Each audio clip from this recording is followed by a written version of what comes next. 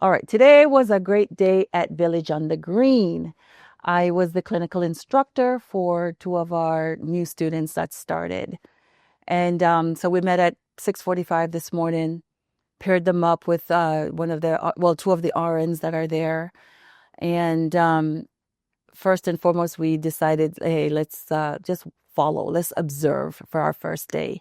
Let's see, how everything plays out with, the nursing and pairing each other up together. But anyways, I was on one side with one of the students with the nurse as well. And one of the other student, I paired her up with another male student as well. I'm sorry, male nurse. I'm sorry. And next thing you know, I hear this 911 call going over. I'm like, oh my gosh, this is way too early in the morning to start this because we literally just got report. So it was on the other side. So after it wasn't ours, so we didn't have to run to it, but the other team was there. So what happened after I found out, I was going around the corner and I saw the student and her instructor, which is the nurse. And they said, our patient, well, the night shift nurse was still there. So it happened just at that time. So that patient, basically, they walked into the room and the patient was pale as a ghost. Normal before, but he has behavioral issues.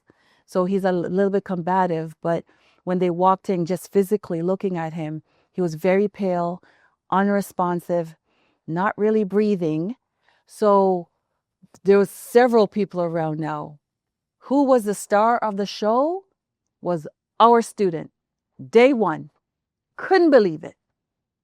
She was telling the story as well as her preceptor, the nurse, was telling the story of what happened with our student.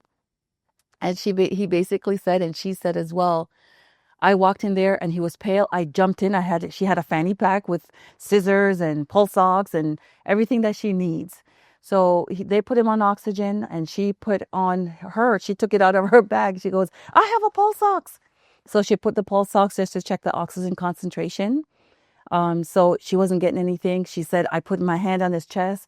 I couldn't feel a chest rise. I watched his respiration and it was 10.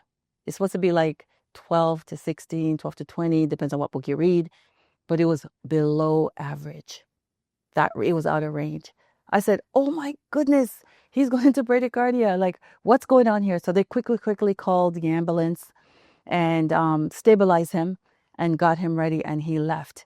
But she was hands-on. She jumped in first day. And I attribute to that is because of also what she has learned here.